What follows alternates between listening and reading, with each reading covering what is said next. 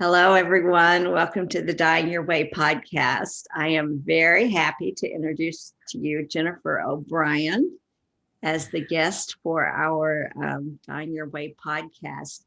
Um, Many of you may have heard of Jennifer OBrien. She's a best-selling author, and we're going to talk about her book, The Hospice Doctor's Widow, a Journal, which is something I know you're all going to get a lot of benefit from hearing about, and I hope you're inspired to get the book when this is over. Jennifer lives in Little Rock, Arkansas, and she has many degrees and a lot of expertise as a writer and an artist. But we're going to talk today a little bit about grief and bereavement and pain and loss and life carrying on in surprising ways. So, welcome, Jennifer, to the Dying Your Way podcast. Thank you so much, Claire. It's my pleasure. Yeah. Jennifer, I know you've got a lot of things that you can share with us, but let's just give context and start by talking about Bob and talking about your journey that led you to write your book. Yeah, absolutely. So my career, my make a living career has been in physician organizations. I have been a practice management consultant and an interim leader for large physician practices. And so in 2009, I came down to Little Rock from Chicago with the intention of doing one of these interim CEO positions for a large orthopedic surgery practice. It was supposed to last 2 to 3 years. We were going to right the ship, and I was going to hire my replacement and go back to Chicago. Yeah. And that all did happen, except that at about, I don't know, close to year 3, end of year 3, I went one night to a gallery opening here in Little Rock and met Bob Lemberg. So it wasn't even in an office. You met him in a gallery. No, we met in an art gallery. Yeah. And it was especially funny because I didn't really do much socially down here. I went back to Chicago a lot on the weekends. So it was completely fluky that I was there. It was equally fluky that he was there because he was a total introvert. And so anyway, we had this great conversation, and he had been a plastic and reconstructive surgeon for 30 plus years. And the work that I do I've done a lot of work with plastic surgeons. So we knew some of the same people. And at some point, this was all before I met him, he had a neck injury. He could no longer operate without excruciating pain. So instead of retiring, he chose to, which would have been fine. He could have easily retired, but he chose to retrain in hospice and palliative care and became actually, I think he was the 17th fellow of the American College of Surgeons to get a board certification in palliative care. There aren't very many surgeons. We need them so bad. Well, there's plenty of internists who do it, but there were very few surgeons who made that kind of a switch. And so, so this was a real head turner for me the night that I met him and heard this story, because just because it's so unique, and someone who has the skill to do a surgical residency and practice as a surgeon, and then chooses, when he can't do that anymore, to do something as meaningful as palliative care and hospice. And I had already lost a couple members of my family, so I was well aware of the importance of palliative care and hospice. So and he was cute, and he was sweet, and he was cute helps. Cute helps a lot. And so that's how we met. We fell in love. We got married. And we had this wonderful life. He worked at we have a University Med Center here in Little Rock. He was on faculty there. He loved his work. He absolutely loved the team approach that palliative care took. And he loved the patient care. He had loved surgery, but he said frequently, I feel like I'm the doctor I was always meant to be now. Yeah. So, and then I did finally finish at the orthopedic group. I went back to the consulting firm that I worked for, and here we were, and having this beautiful life. And then he found a couple of lumps on the left side of his neck, and some diagnostics led us to learn that it was a metastatic stage 4 that had come up, and it was already in the thoracic spine and had, originated in his kidney. And so anyway, so we got the diagnosis, that sort of all of a sudden it was us. It was no longer Bob taking care of people that were going through this, and me being supportive and understanding and listening to his stories. It was us. It was happening to us. And so you can imagine the combination of sort of the incredulity of not, suddenly it's not everyone else, it's us. And then the combination of the insights that we had, both from his professional work and my personal experience. I mean, I had already been through, my mother died of pancreatic cancer. My brother died after 3 weeks in a coma following an accident. So this combination of sort of knowing the reality, but being still very much in love and wanting, to just make the most of it. So from the time of diagnosis to the time he actually died, I don't want to break up your story, but just tell us, what was that length of time? 22 months. Okay. 22 months. And that, that turned out to be actually the night that we got the diagnosis. We really thought it was going to go quickly, for reasons that are not necessary to go into, but we thought it was going to go very quickly. And so in some ways, the 22 months, that was such bonus. And he really wanted to work. That was his main thing, that all he wanted to do was work. And so I wanted to support him in that. Sure. And so as part of my own self-care, I started keeping this art journal. And the art journal I used, I'm a self-taught, mind you, collage artist. And I started to do. Will you be holding up the book so we can see some Sure, of the art? This is the book. Yeah. And so you can see that it's about 8 by 10 in measurement, and it's only 85 pages. So for you podcasters that aren't seeing this visual, you've got to go into a bookstore and look at the book, because the artwork is just so amazing. Yeah. So there's it's just, there's some so most of the pages involve collage work, digital collage work. Some of them I used a photograph and made my journal notes on the photograph. Some of the I did these email updates to our friends and family to kind of update everybody on what was happening over the 22 months. Those are included in this book. It pretty much starts at the point that we got the diagnosis. And I think I stopped probably about a year after Bob's death. I would say about 2/3 of the book is prior to his death. As your primary caregiver going through this. Yes, exactly. He's going through this, but you're also going through this in your the caregiver goes through so much. And it's the same and different. In fact, there's a page, and I think we're going to include it in your visuals, but there's a page that says we're going through two different processes.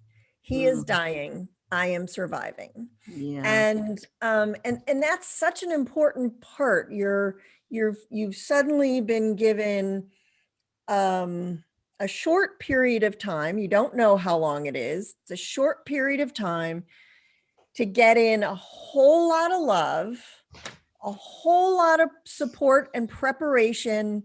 And then for the caregiver, you're doing this, right, to manage your own survivorship at the same time. It's just a hugely complex process. But anyway, so I kept the journal while he was sick. Of course, at a certain point, I couldn't do it on the computer. I just made notes because I was, he got to a point where, and I was the only caregiver, which is another story we can go into later, but I was it. And so, so then after he died, I had more time to create those pages in an artistic way.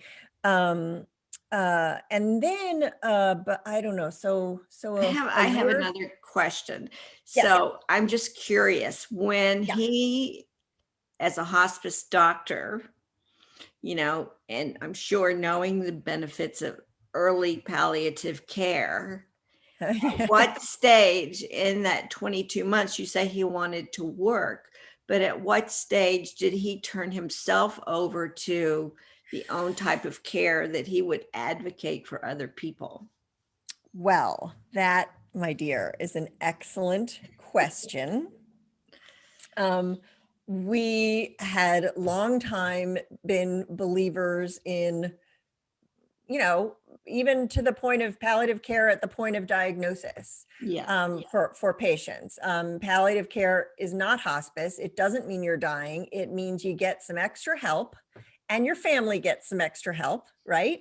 Thank you. And he was a huge, yes, no. A palliative care at the point of diagnosis, because it's this interdisciplinary team of the physician and the advanced practice nurse and the chaplain and the social worker. And they come in and have this just multifaceted approach to sort of assess what's going on when you get a big diagnosis, whether it's terminal or not. It's life-changing. Right. And those folks are expert in managing the elements of that life change that your oncologist is not expert in, that your neurologist is not expert in. They see the care, the spouse or the adult daughter or son. They see what's going on, in that level. And so, yes, he had been and was till the day he died, a big advocate. Having said that, our palliative care was DIY. And yeah, so yes, so he I don't think, like I said, he was a huge believer. It was more about he wanted privacy. We live in a small town. He didn't really want to be the patient of his colleagues. He just didn't have that vision of himself, and I wanted to give him what he wanted. I wanted to support him in the end of life that he wanted. And so I will tell you that as I look back on it, and have, now been through the whole thing and of course examined it in depth, I can tell you it was probably hardest on me. I mean, he knew what he was doing. But I was the one who struggled the most because there was no palliative care team to support me. And so yes, I go early, go often as palliative care goes. I mean, do not be afraid to access that team. And I will further say, since we're delving into this, because I think it's a valuable lesson, like there's stuff in this book that I knew because I had all this insider information, and there's stuff in this book that, didn't quite go right because we were on the inside. That's like physician, heal thyself, Exactly. that adage. Yeah. So the takeaway would be that You can, in our circumstances with a palliative care physician as the patient, you can master DIY palliative care. What you cannot do, what is impossible, is DIY hospice. Okay, there is no such thing as DIY hospice, and Do it yourself. So for the DIY, do it yourself. So, okay, right. you can DIY palliative care, but you cannot do DIY hospice. So, Okay, so wait, let me explain that. I don't recommend DIY palliative care. I'm just saying we got through it, Bob and I, okay? Where we reached a real crisis is not the right word, a real point of contention was probably about 3 weeks before he died. mm, He had not admitted himself to a hospice status, and I have lots of theories on why. That I'm pretty sure are more than theories, and I'm happy to disclose those.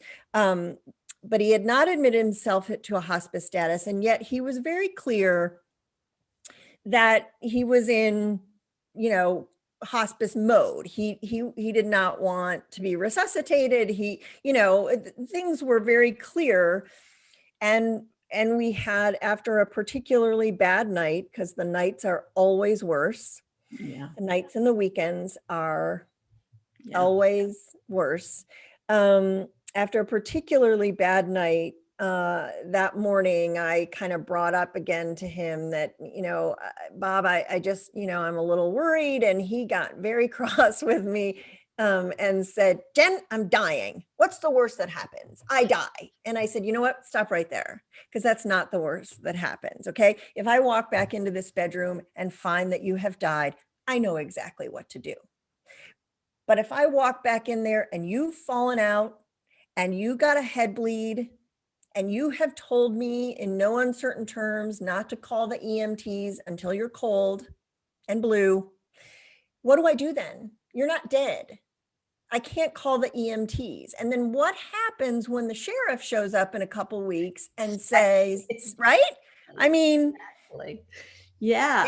it puts me in an impossible position. And that's what I mean by you cannot do DIY hospice. You Right. have to be in a hospice status so that when something happens, you can call the hospice line instead of 911.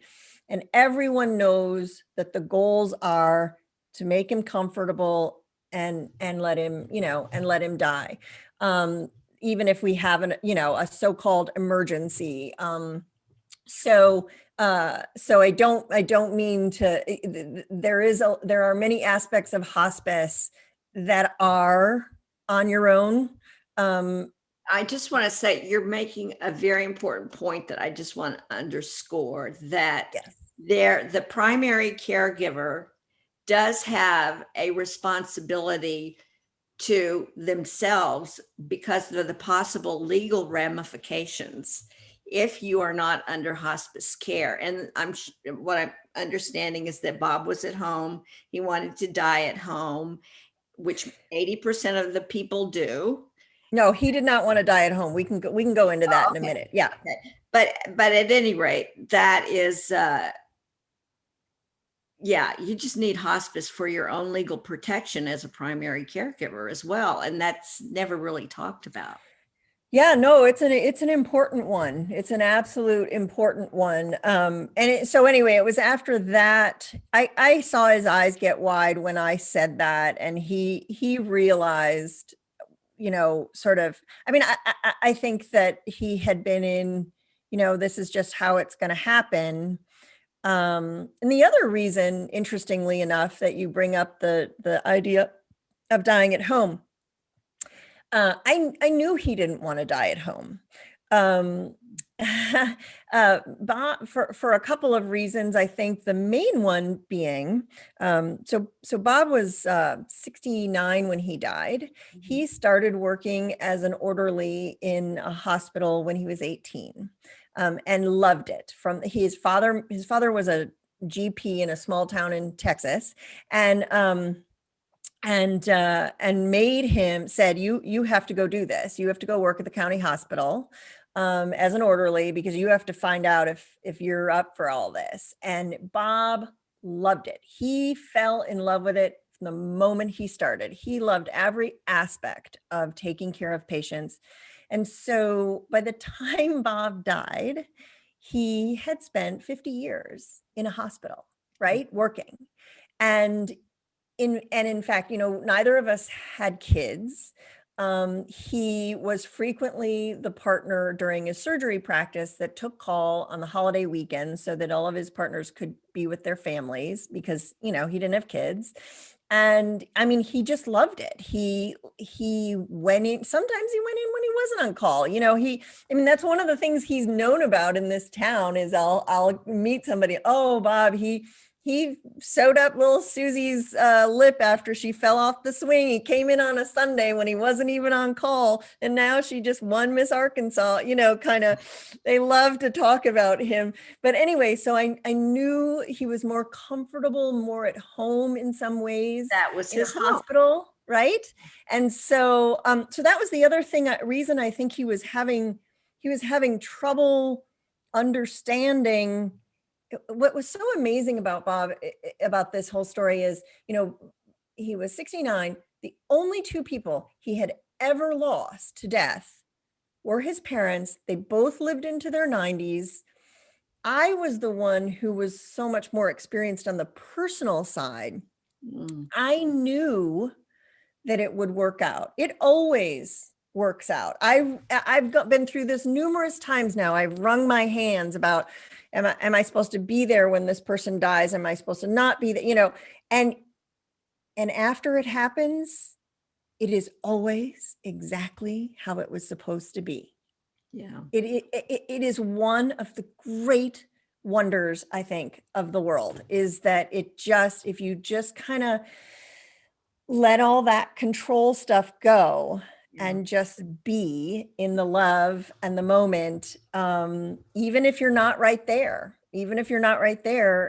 it happens the way it's supposed. Some people want to die alone, even if you're in the next room, because you've given them a little break and they let go right then. That's how they wanted it. So anyway, he had trouble, I think, seeing, how do I get from being relatively still ambulating and well at home to inpatient. It wasn't, anyway, we admitted him to a hospice status pretty quickly after that.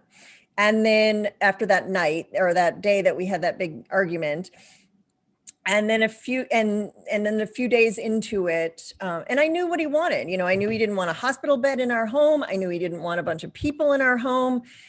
And I was really, I stood firm on it because I wanted him to have what he wanted. And so at some point, the hospice nurse came in and said, if you don't let us put a hospital bed in here, we're gonna admit him. And I was like, oh, you're gonna admit him? That was what I was waiting for, basically. So he was at a point where he could be admitted, and that was good. So he was able to die in an inpatient hospice, and I was right there with him, and it was very good. Yeah, it was how it was supposed to be. So after he passed away, I'm sure there are many stories from there, but how did you pick yourself up? What was your impetus to keep moving on and next steps? Right. So one of the things I will say that was just so extraordinary about our story and about Bob was that a lot of what we did in those 22 months was prepare for my survivorship. I actually, in the book, I have a long list of things that we did that we were really smart to do. We put the cars in my name. We put the property in my name. We sold our big house and moved into a lovely condominium where I would feel secure. And there were a couple things that we failed to do that I didn't realize were important, and those are in the book too. So I bring that up because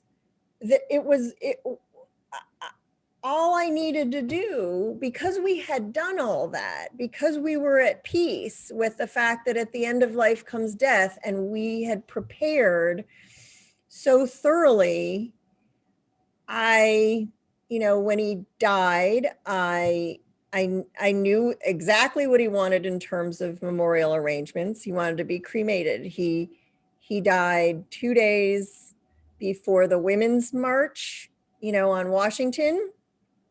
And he said in 2016. Well, it was January 2017. Yeah. Yes. Yeah. Yes. Yeah. And I knew he has been very specific. There's no need to rush on anything. And I knew that if he were alive, he not only would want me to go to, not to Washington. I went in Little Rock. Mm-hmm. He would want me to be at the Capitol in Little Rock. And if he had been able, he would have come with me. Yeah. So I knew that I'd go ahead, and I didn't want his memorial to compete with that. So I scheduled it for the following Saturday. And, I just, all of these things came I felt like I was doing exactly what he wanted, exactly what we had talked about. Mm. And I was very secure in, things were set up. We'd put cash aside, all the things that, that a lot of folks don't do, because I think because I think because they kind of are in denial that it's really going to happen. And yet everyone knows it's going to happen, and even if it didn't happen, even if there was some miracle at the inpatient hospice and he got out of the bed, someday we'd still need all that stuff. So, right. Anyway, so it doesn't change the profound sadness. It doesn't change the fact that, I would do these things, get through picking up his ashes and come home and just sob and miss him terribly. That doesn't change. But all the other stuff, the consternation of, did I do what he wanted? The insecurity of not having money set aside, of all that was gone. I really had only, to mourn him and to miss him, and in the end, to love him. And so, so that's what I did. And I had a lot more time. So I picked back up the journal, the art part of the journal, and I finished it. And by that time had, I put it into a book, I used a vacation book sort of app to make it into a physical book. And now by this time I am doing one of those interim CEO positions at a very large multi-specialty group here in Little Rock. And I'm talking to a neurologist that I worked with, and he is lamenting that he's in the process of diagnosing 3 patients with ALS. And I said to him, I brought the book in, my little vacation book, and said, I suppose you might want to look at this about your ALS patients. He knew Bob, he didn't know he took it home, and the next morning he came back and he said, Jennifer, you're not getting your book back. He said, I am loaning this book to those 3 patients and their spouses. He said, and then you need to figure out how to get this thing published so that it can be available to people in exactly this situation, because this is helpful. Yes. And that's, so then I was like, I was determined, right? Because, well, now I'm like, yeah, it's going to actually help people, that I went through all this and played around on the computer with it. And now it's actually going to help somebody else. That was so exciting. So I I found a publisher, small press here in Little Rock, and she was very amenable. I say she because it's mainly run by one woman. And so we put it together and got it out pretty quickly. And it was released February 25th last year. Yeah.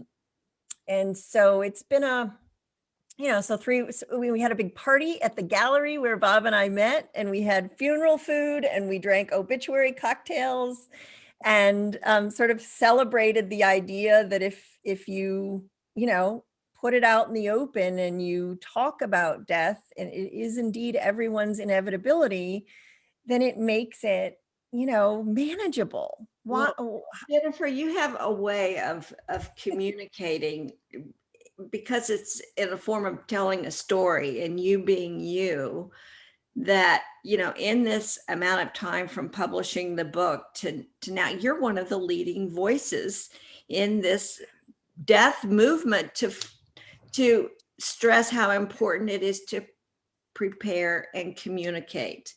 I mean, I think you're right. And I don't know that I'm a leading voice, but I am a louder voice than I ever expected to be.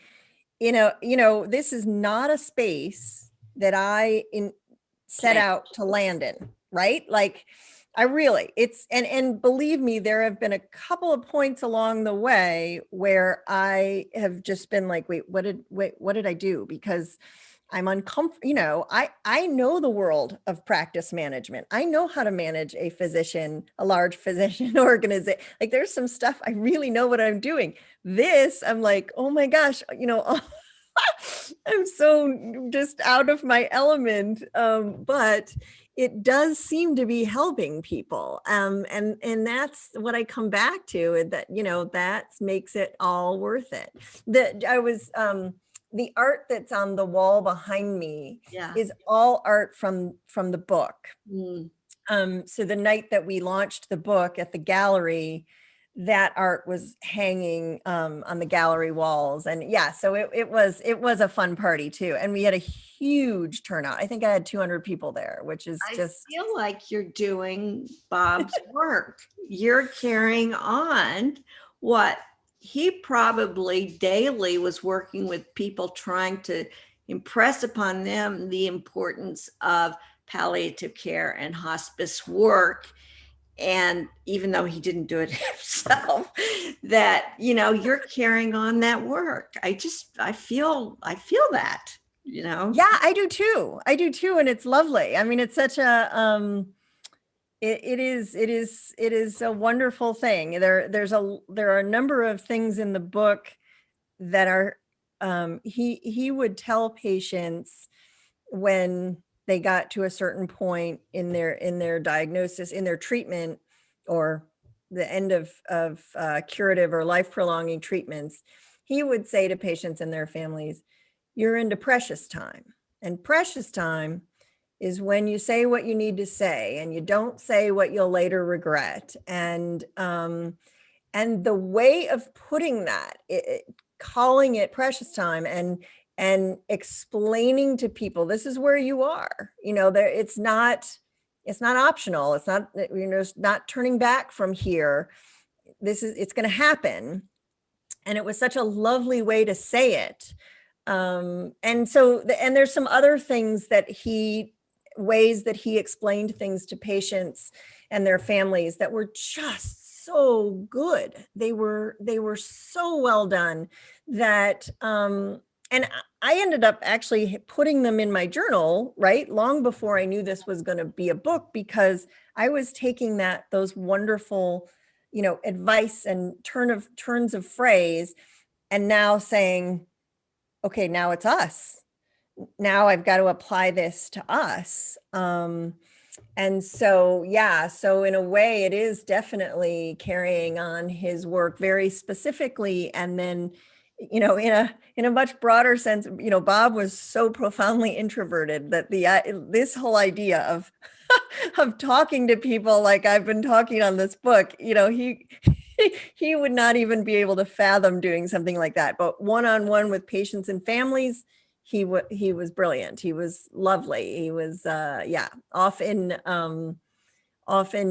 gave his patients a hug. We had more than one occasion where a patient said, Dr. Lemberg was the first one at this med center who actually touched me, like who leaned in and, always made it a point to be at eye level, Yeah. pull up the chair and sit down to have the conversation so that you're not standing over the patient. Speak directly to the patient instead of just the family. That's huge. Mhm. You know, you are a great writer and you are a great artist, and not everyone who goes through this experience would think of themselves as that. But I think everybody has some form of outlet to express their grief or document these stages that they're going through so they can, if nothing else, teach death literacy to those that are around them. How could, or what would you suggest to people that are going through what you went through of a way to take care of themselves, self? Yeah. So everyone's got something. Find your thing, whether it's writing or arts or crafts or anything like that. I think that's certainly an outlet. I will caution anyone whose creative outlet is cooking while you are taking care of someone who's ill. Figure out how to do your cooking and not be disappointed when the person doesn't eat it. Right. Right. So if cooking is your self-care, then find other people to do it for, because that is a real, luckily I am no cook, so it was not an issue for me. But a book that was very helpful to me when I was taking care of Bob was by Diana Denholm, called The Caregiving Wife's Handbook. Okay. She has a pretty big chunk in there. That book's amazing. And she has a pretty big element in there about what a breakdown in a marriage it can be when a wife has, and we all do this. Maybe you'd feel better if you eat a little something, right? And then when you layer on the fact that cooking is what you've always done for someone, your parents or your husband or whatever, and they don't have the appetite anymore, then it causes all this friction that you don't need in that relationship, because you're into precious time and there's already stress because the person's dying. So you don't need the added layer of, I made this. So if your outlet is cooking, figure out who you can do that for, that's going to let you do the outlet without hurting you in the end, because you're doing this for the person who's sick and they just don't have the appetite. Well, yeah. So anyway, while you're bringing that up, I mean, we might as well say that when people are dying and starting that terminal condition, they're using all of their energy to just breathe and the heart to pump, and the body naturally does not want to use any extra energy on digestion.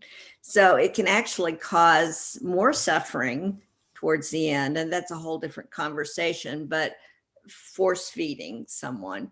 So, right. Yeah. Right. And even earlier than that, when they're going through, if they're doing any chemotherapies, or sometimes they get, their mouth gets sores in it, or, it's either painful or they just feel nauseated, no appetite. So it's fascinating, the sort of very end of life, where abnormal is normal, I mean, really, all the things that you consider normal, no, it's the opposite. What feels abnormal is normal. Yeah. So Jennifer, there's so much that we could talk about, but really now you're in a new stage of your life. What do you see for the next 5 years? I mean, what are your next steps? What do you I mean, you're young, you're attractive, you're smart. What's the next 5 years for you? Well, I don't know entirely about, well, I know a few things about the next 5 years. I know I'll probably stay in Little Rock. I love this little town, and people here knew Bob. So I don't want to go to a place where where I have to tell people about him.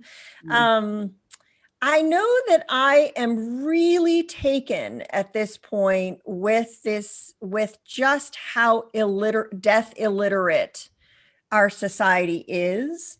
I am, we have National Healthcare Decision Day, well, here in the States, coming up on April 16th. So I'm doing some work on getting the word out about that. I really want to see, quite frankly, I want to see corporate America do something on this topic. It is costing us, emotional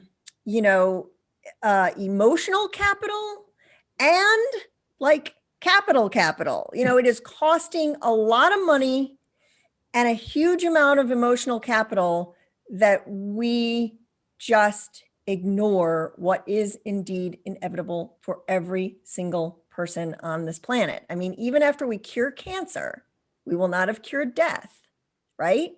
And this notion that we just keep kicking that can down the road in a microcosm and in a macro is costly. And I think we can do way better than this. I mean, I think Dying Your Way is a big part of that. I really do. Thank you. You are well positioned, though, with your connections in the healthcare community. And now that you have, are leading the charge in this death literacy movement. One of the things that we talked about earlier was palliative care is not hospice care, and getting the palliative care diagnosis with or treatment for any big disease.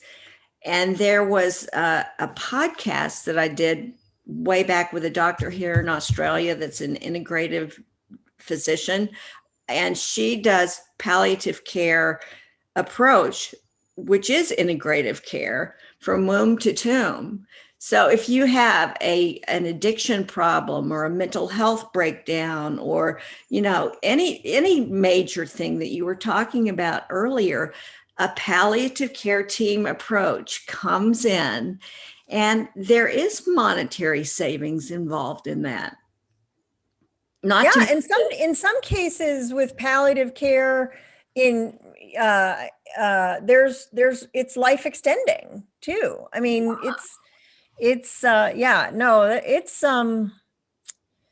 big need. We can do better. We can do a lot better. And I'm happy to jump on that bandwagon, because I think change in public policy is where it's going to happen. And I'm hopeful that in the next few years, we'll see some changes in the medical system that are more like some of the other countries, that have free health care, and, it's not an issue. It's just not an issue. Yeah. Oh, that could be a whole other podcast. Yes. Yeah. Okay, we'll schedule that. Yeah. No. Or maybe that's actually a cocktail hour, honestly. Well, I look forward to extending in our friendship, because I instantly liked you the minute I met you on a Zoom call way back when. And I really admire what you're doing for the people that have the ears that are open to listen to the message that you have. And just good on you. Thank you for everything that you're doing. And before we close, I just want you to let the listeners know, where they can get your book, how they can get more information about you. I mean, I know you don't want to give your personal phone number out, but how they could reach. Oh, it's not, it's not that. Don't do that. Believe me, there's nothing exciting happening on that line. No, but I mean, so people can get hold of you if they want to. Just let us know what your Absolutely. Yeah. So my website is probably the best, hospicedoctorswidow.com. That's probably the fastest way to get more information about the book. And we'll You have can that link there underneath. Yep. You can purchase the book through a number of different ways, connecting from that links from that website. You can certainly read probably more about me than you really care to ever know. And yeah, there's a lot of good links there. Some of the art is now available for purchase, and there's a link to that gallery. And so, yeah, hospicedoctorswidow.com is the best way. And most of my social media activity is either Facebook or Instagram.